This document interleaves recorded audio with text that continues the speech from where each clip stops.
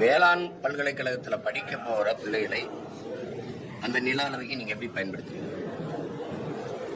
பெற்றோர்கள் அனுப்புனது படிக்க 21,000 மாணவர்களில் 80 விழுக்காடு பெண்கள். நீங்கள் அனுப்பிடுறீங்க 6 மணிக்கு போய் ஒவ்வொரு சிற்றூர்களுக்கும் அனுப்புறீங்க. எங்கள் பிள்ளைகளுக்கு என்ன ஓய்விடம் இருக்கும், என்ன பாதுகாப்பு இருக்கும்? 10க்கும் மேற்பட்ட பிள்ளைகளை நாய் கடிச்சிருச்சு. திருவண்ணாமலையில் ஒரு குழந்தை ஒரு பெண்ணை ஒரு தங்கச்சியை பாம்பு கடிச்சிருச்சு. 1 லிட்டர் 2 லிட்டர் தண்ணி எடுத்து போக முடியுமா? சிற்றூருக்குள்ள போகும்போது தீர்ந்துருச்சுன்னா திருப்பி என்ன பண்றது? எப்படி இந்த பிள்ளைகள் படிக்க போன பிள்ளைகளை நீங்க அதுல கொண்டு எந்த முன்னும் பயிற்சியும் இல்லாத பிள்ளைகளை கொண்டு இதுல எப்படி ஈடுபடுத்துறீங்க? இப்ப இந்த பணம் இந்த பணத்தை மாணவ வேளாண் கல்லூரியில படிக்க வந்த மாணவர்களை வச்சு எடுக்கணுங்கிறதா இந்த திட்டமா? அப்படி ஒண்ணும் இல்லைல்ல. சொல்லுங்க.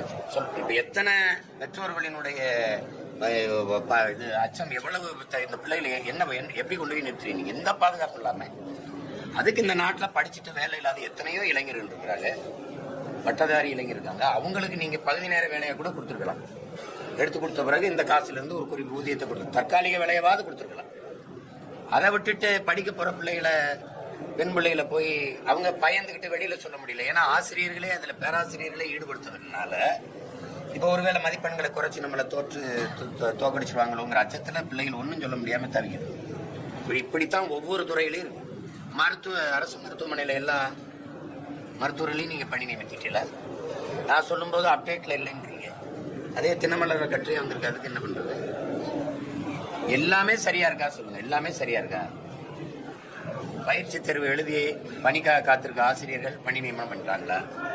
மருத்துவர்களுக்கான ஊதிய உயர்வு சரியாயிடுச்சா? பழைய ஓய்வூதிய திட்டம் நாங்கள் வந்தால் கொடுப்போம்னு சொன்னது நீங்க கொடுப்போம்னு சொன்னீங்க. இன்னைக்கு அது நிறைவேற்றப்பட்டிருக்கா? எல்லா திட்டமும் நல்லா நிறைவேறுது அப்படின்னு அப்படி பேசக்கூடாது. குடுகுடுப்பக்கார மாதிரி நல்ல காலம் பிறக்குது, நல்ல காலம் பிறக்குது. எப்ப பிறக்குது?